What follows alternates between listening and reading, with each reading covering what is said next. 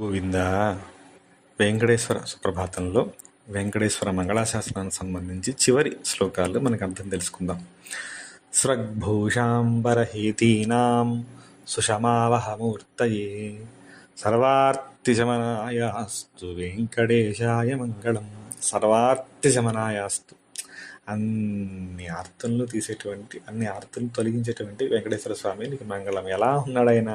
స్రగ్భూషాంబరహేతీనాం, స్రగ్భూషాంబర పుష్పమాలికల చేత, స్వర్ణరత్న భరణామల చేత, పీతాంబర వస్త్రముల చేత, శంఖచక్ర ఈ ఆయుధాల చేత, సుషమావహమూర్తయే అంటే ధరించిన పుష్పమాలికలు, పీతాంబరాలు, రకరకాల ఆభరణాలు ఉంటాయి.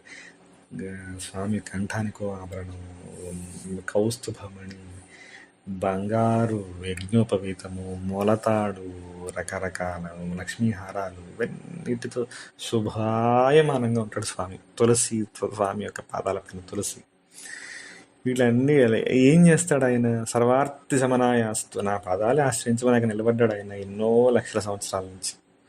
వచ్చిన వాళ్ళందరికీ నా పాదాలు ఆశ్రయించండి. నా తత్వం ఈ విగ్రహం ఒక్కటే కాదు.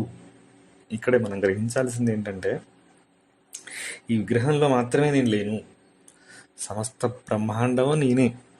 విష్ణు చైతన్య స్వరూపంగా విష్ణువుగా ఉన్నాను, అంతటా వ్యాపించున్నాను. నన్ను ఆశ్రయిస్తే సర్వార్తి సమనాయాస్తు, మీకు సంబంధించిన ఆర్తి అంతా నశిస్తుంది. అంటే జరుగుతున్నటువంటి ఏదైతే దివ్య మన నాటకం ఏదైతే ఉందో, మన జన్మ తీసుకొని అది మన కర్మ కారణంగా లభిస్తూ ఉంది. ఈ దివ్యశక్తి మనలోనే అందుబాటులో ఉంది. ఇది మనలోనూ అంతటా అదే ఉంది. అది మన ఆర్తి మొత్తాన్ని తగ్గిస్తూ ఉంటుంది. మనం ఎప్పుడైతే దీన్ని మనం ఆశ్రయిస్తే సులభ సాధ్యంగా ఉంటుంది అని చెప్పేసి మనకు చెప్తూ, స్వామి మనకు సింబల్గా, ప్రతీకగా మనలాంటి దౌర్భాగ్యులకి, మనలాంటి అజ్ఞానులకి మనకు తెలియాలి కాబట్టి ఆ కొండ మీద నిలబడి ఉన్నాడు.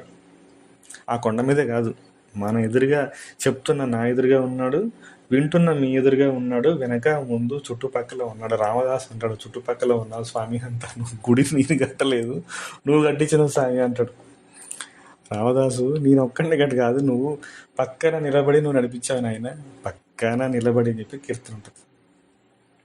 నువ్వు పక్కన నిలబడి ఆ గుడి కట్టించుకున్నావు, నేను కట్టించింది కాదు అని.